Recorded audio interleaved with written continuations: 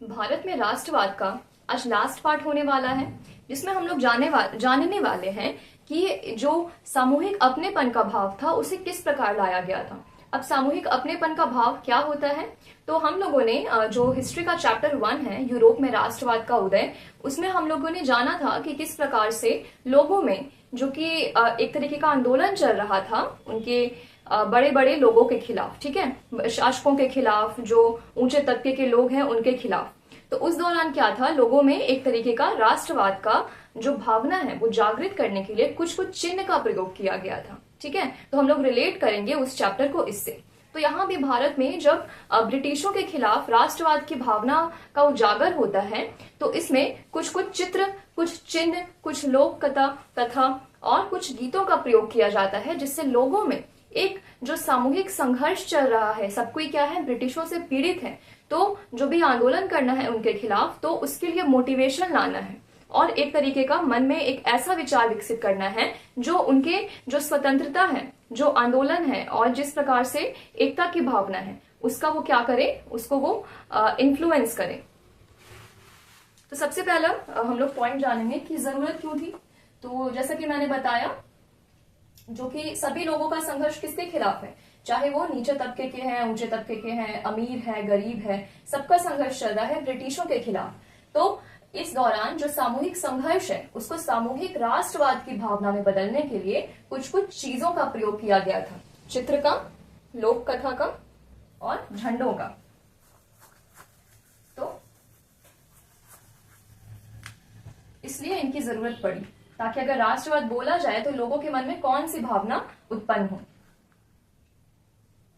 तो लोगों में क्या चल रहा है, सामूहिक संघर्ष चल रहा है, अतः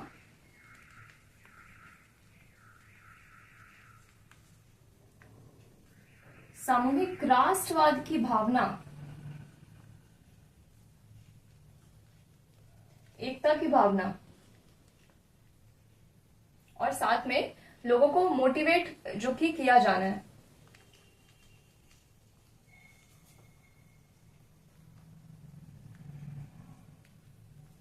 इन सब के लिए विभिन्न प्रकार के चिन्हों, चित्रों, लोक कथा और साथ में एक और पॉइंट आता है इतिहास वर्णन, इन सब चीजों का प्रयोग करना। यही कहलाता है सामूहिक अपनेपन का भाव उत्पन्न करना। यानी कि ऐसे ये जो सारी चीजें हैं, ये सारी चीजें क्या करेगी, लोगों में एक तरीके के अपनेपन की भावना का विकास करेगी।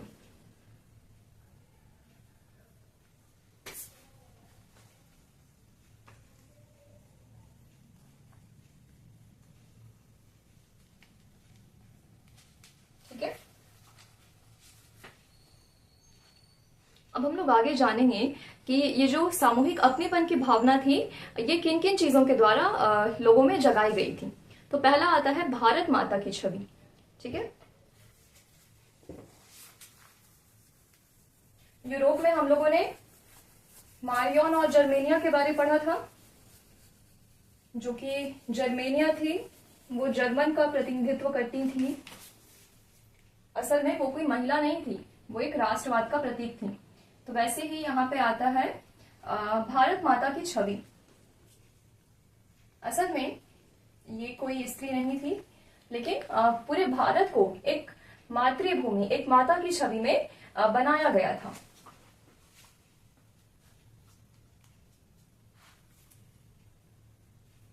ठीक है, तो सबसे पहला तस्वीर जो भारत माता का बनाया गया था वो बंकिम चंद्र चट्टोपाध्याय जी ने बनाया था। ठीक है, लिखते हैं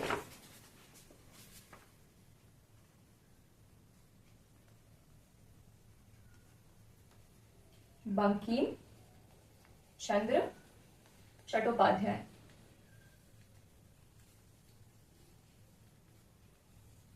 उसके बाद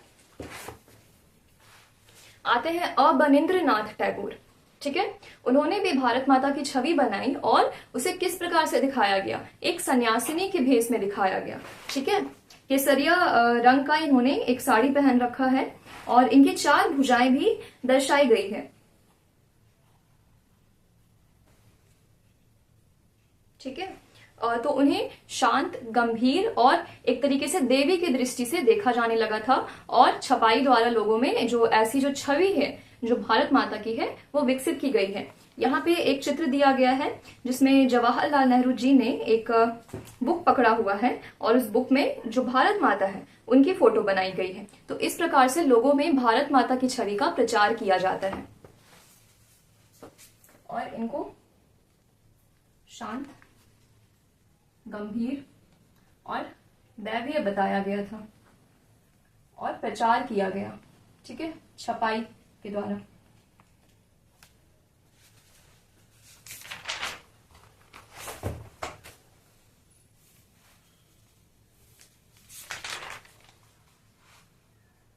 इसके साथ ही बंकिम चंद्र चट्टोपाध्याय जी ने 1870 ईस्वी में वंदे मातरम की रचना की थी। ठीक है, जो कि क्या है, एक राष्ट्रवादी गीत है, और बाद में इसे इन्होंने एक उपन्यास लिखा था आनंद मठ, उसमें शामिल कर लिया गया था।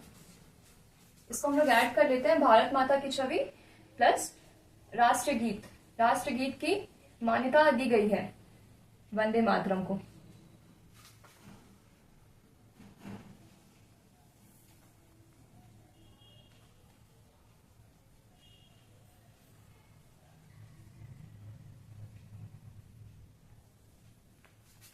एटीन 1870 में वंदे मातरम की रचना की, बाद में इस गीत को आनंद मठ में शामिल किया गया। ठीक है, जो कि क्या है, उपन्यास है इनके द्वारा लिखा हुआ।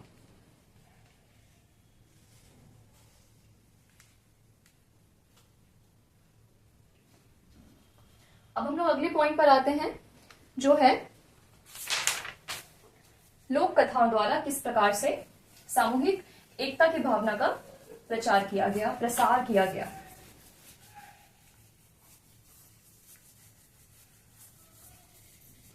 तो लोक कथाओं द्वारा कैसे जो राष्ट्रवाद की भावना थी, जो सामूहिक अपनेपन की भावना थी, उसका प्रसार किया गया। तो यहाँ पे वर्णन आता है चारण भाटों का। तो जो चारण भाटी रहते थे, ये एक तरीके के कवि होते थे। ठीक है, जो कि एक क्षेत्र के होते थे। जैसे यहाँ पे जो चारण भाटे हैं वो गुजरात और राजस्थान के कवि होते थे, जो कि लोक कथाओं का गायन करते फिरते थे। तो ये गांव गांव घूमकर जो राष्ट्रवादी गाने हैं, जो कि लोक कथाएं हैं, उनका प्रसार कर रहे हैं, लोगों में गौरव की भावना उत्पन्न कर रहे हैं, और एक तरीके की राष्ट्र के प्रति जो समर्पण की भावना है उसको भी उत्पन्न किया जा रहा है।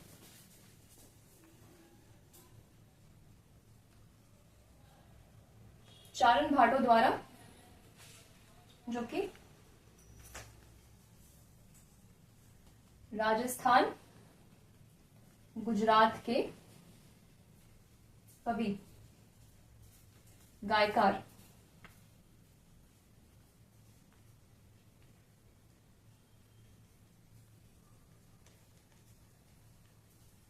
गांव गांव में प्रसार किया जा रहा है। गौरव की भावना, राष्ट्रवाद का प्रसार हो रहा है। ठीक है, यहाँ पे लोक कथाओं का गायन चल रहा है।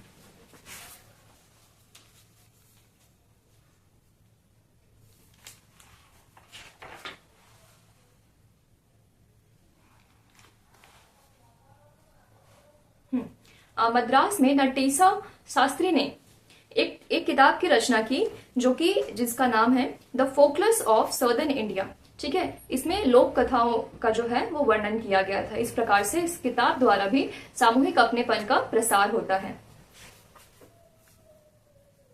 मद्रास के नटेसा शास्त्री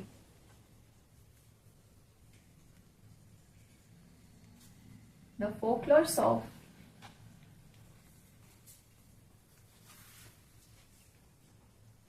सदर्न इंडिया, जिसमें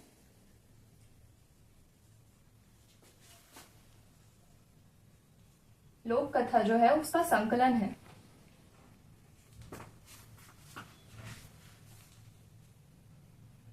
ठीक है, अब हम लोग नेक्स्ट पॉइंट पे आते हैं जो है चिन्ह, या फिर हम लोग कह सकते हैं प्रतीक।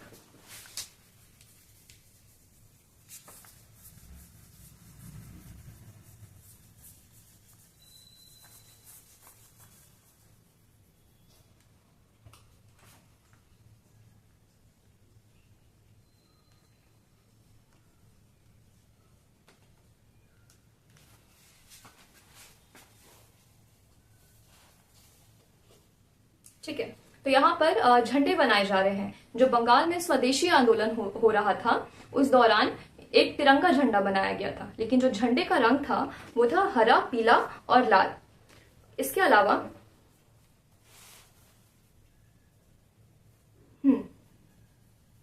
ठीक है, ये जो झंडा बनाया गया था जिसमें 3 कलर का भी मैंने वर्णन किया है, कमल के 8 फूल बनाए गए थे जो कि ब्रिटिश शासन का वर्णन करते हैं। इसके अलावा एक अर्धचंद्र भी बनाया गया था जो कि हिंदू और मुस्लिम का प्रतिनिधित्व करते थे। तो बंगाल में जो स्वदेशी आंदोलन चल रहा है, ठीक है, इस स्वदेशी आंदोलन में एक तिरंगा बनाया गया है जो कि हरा, पीला, लाल रंग का है। इसके अलावा ब्रिटिश शासन का संकेत करते हुए कमल के 8 फूल हैं और हिंदू मुस्लिम का संकेत करते हुए अर्धचंद्र। ठीक है, जो तिरंगा झंडा था उसका इस प्रकार से यहां पर वर्णन किया गया है। ठीक है, 1921 में स्वराज झंडा महात्मा गांधी के द्वारा बनाया जाता है, जिसके बारे कहा गया है कि ये सफेद, हरा और लाल रंग का था और इसके बीच में एक चरखा भी बनाया गया था जो कि स्वराज का प्रतीक था। सॉरी, स्वराज नहीं, स्वावलंबन का प्रतीक था। 1921 में गांधी जी ने क्या किया था, स्वराज को प्रदर्शित करने वाला एक झंडा बनाया था जो कि सफेद, हरा, लाल और बीच में चरखा जो कि स्वावलंबन को दर्शाता था।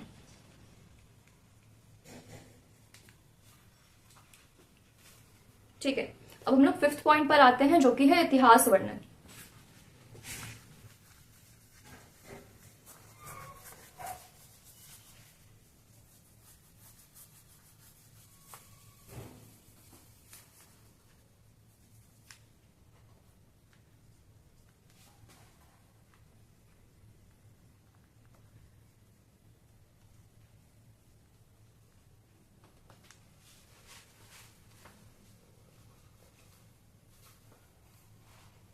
ठीक है, तो लोगों के मन में ये धारणा थी कि जब अंग्रेज यहाँ पर आए तो उन्होंने क्या किया, भारतीयों को गुलाम बना लिया। वो लोग भारतीयों को आदिम और पिछड़ा समझते थे और ऐसा समझते थे कि वे लोग शासन नहीं कर सकते। तो इसलिए इतिहास को वापस से जगाना बहुत जरूरी समझा गया था, जिसमें जो भारत है उसकी जो गौरवमय इतिहास है उसका वर्णन करना बहुत इंपॉर्टेंट है कि किस प्रकार से विज्ञान में, कला में, ज्योतिषी में, औषधीय विज्ञान में जो भारत था वो काफी आगे था।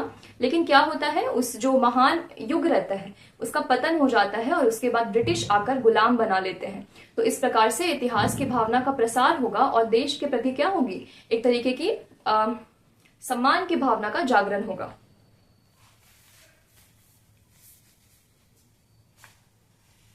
तो अंग्रेज क्या मानते थे, जो भारतीय हैं पिछड़े, आदिम, शासक बनने के अयोग्य। तो इसके लिए क्या करना है, हमारा जो इतिहास है उसका वर्णन फिर से स्टार्ट करना है, इतिहास का गौरव गायन करना है। ऐसे समय के बारे बताना है जब जो भारत था गणित, विज्ञान, अध्यात्म, ज्योतिष, औषध विद्या में माहिर था, पर क्या होता है, इस युग का पतन होता है। फिर ब्रिटिशों द्वारा गुलाम बना लिया जाता है। ठीक है, तो अगर ये जो इतिहास है इसका गौरव गायन किया जाएगा तो क्या होगा, जो भी लोग हैं उनके मन में देश के लिए सम्मान की भावना आएगी।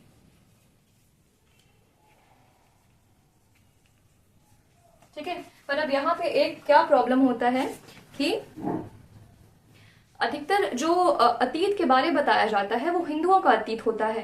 अधिकतर प्रतीकों का जो प्रयोग किया जाता है वो हिंदू प्रतीक होते हैं। इस प्रकार से जो अन्य समुदाय के लोग होते हैं वो वापस से थोड़े अलग थलग हो जाते हैं।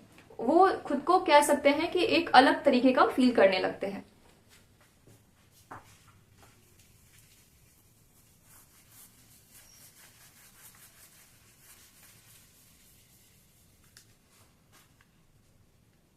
समस्या क्या आई, अधिकांश जो प्रतीक थे, इतिहास था। ठीक है, मुगल काल के पहले तो जो राजा थे वो क्या थे, वो हिंदू थे, तो उन सब इतिहास के बारे में बताया जा रहा है और जो प्रतीक का प्रयोग किया जा रहा है वो हिंदुओं से जुड़े हैं। ठीक है, तो इससे जो अन्य तबके के लोग थे, अन्य धर्म के लोग,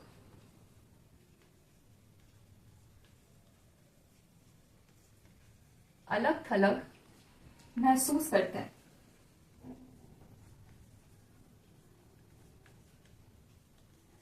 ठीक है, तो यहाँ पे हम लोगों का जो भारत में राष्ट्रवाद है वो कंप्लीट होता है और अगले क्लास में हम लोग अगले चैप्टर की ओर जाएंगे।